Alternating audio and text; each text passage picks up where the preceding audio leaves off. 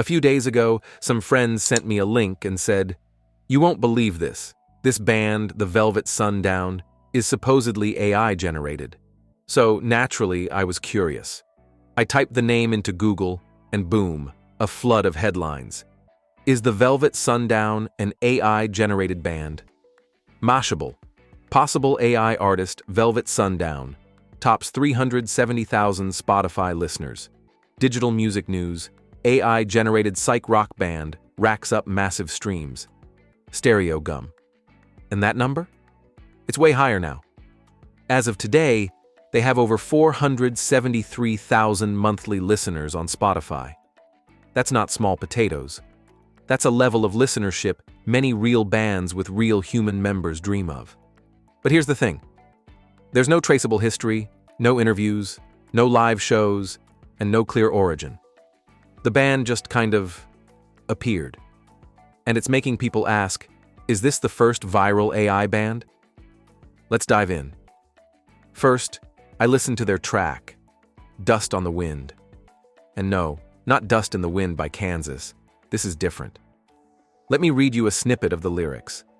Dust on the wind, boots on the ground, smoke in the sky, no peace found, rivers run red, the drums roll slow. Tell me, brother, where do we go? Now, I have to admit, it sounds like it's trying to be profound, like something you'd hear in a dusty war movie soundtrack. The vocals are moody, the guitars are hazy, the production is clean, maybe a little too clean, but that's where the mystery deepens. According to a Mashable article by Christiana Silva, the band gives off serious AI vibes.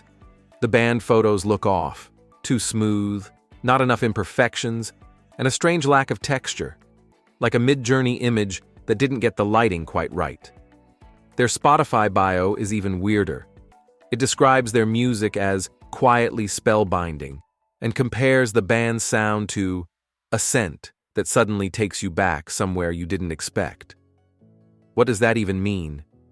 It sounds poetic, sure, but also strangely hollow, like something an AI language model might spit out after being told, "Write like a dream pop band from the 70s. And then comes the kicker. The Velvet Sundown aren't trying to revive the past, their bio reads. They're rewriting it. Pretty deep for a band with no track record, right? But okay. Poetic bios and weird photos aren't enough proof. So I decided to run a few tests. First, I used Logic Pro's AI-based track separator, the one that lets you split a song into vocals, drums, guitars, and so on. My theory? If a track is AI-generated, it might not split cleanly. You might hear artifacts, weird digital garbles that don't happen in real recordings. To make sure the test was fair, I started with something familiar. Led Zeppelin? Good times, bad times. The separation? Clean. Reverbs intact. Vocals sounded natural, guitars stood on their own. For a song that's over 50 years old, recorded on analog tape, the AI did a fantastic job. Next, I tried something modern. Sabrina Carpenter, Man-Child. Again, no issues. Vocals clean, drums isolated perfectly. The software did its job. Then came the real test. Velvet Sundown's Dust on the Wind. Vocals? Slightly garbled. Guitars?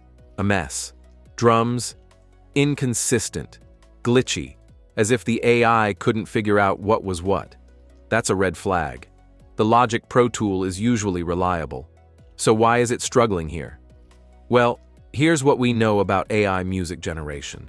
Most models are trained on MP3 files, not on isolated multitracks.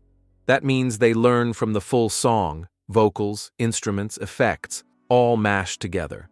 So when an AI creates a new track, it's recreating a blend, not real layers. That makes it hard, if not impossible, for separation tools to pull those elements apart cleanly.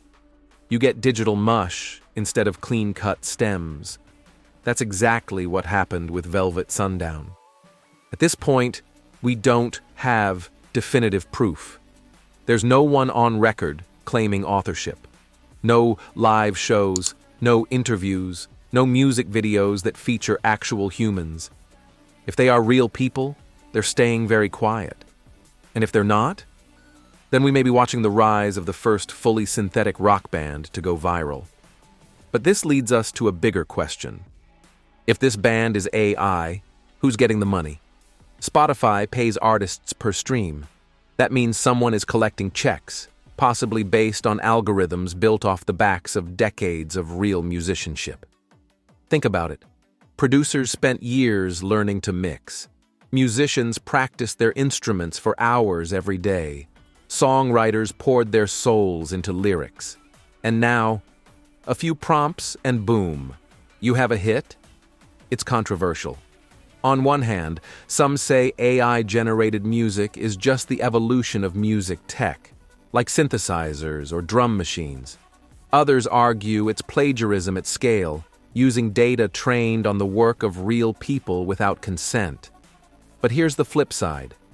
If someone becomes a professional prompt engineer, generating amazing tracks that people genuinely enjoy, isn't that a creative skill too? We're entering a gray area, one where the line between human and machine gets fuzzier by the day. What do we do from here?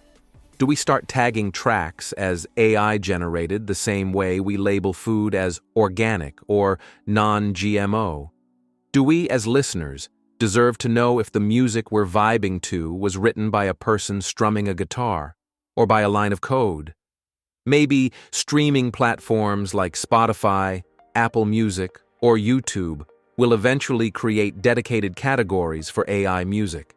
Like, imagine browsing a playlist called Top AI Hits of the Month. Would people avoid it? Or would it become a new niche? Or even the next mainstream? And here's a bigger question. Do people actually care if the music is real, as in written and performed by a human, as long as it sounds good? If a song moves you, makes you cry, dance, or remember someone, does it really matter who or what made it? Honestly, I don't have a clear answer. Maybe nobody does yet.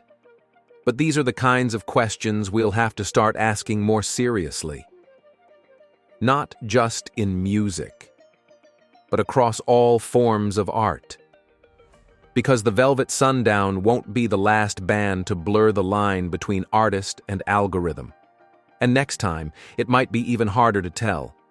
There might not be any obvious signs, no strange bios, no uncanny photos, no glitchy production, just sound. Sound that feels real, even when it's not. So I'd love to hear your thoughts. Is AI music the future? Should we embrace it, regulate it, or reject it?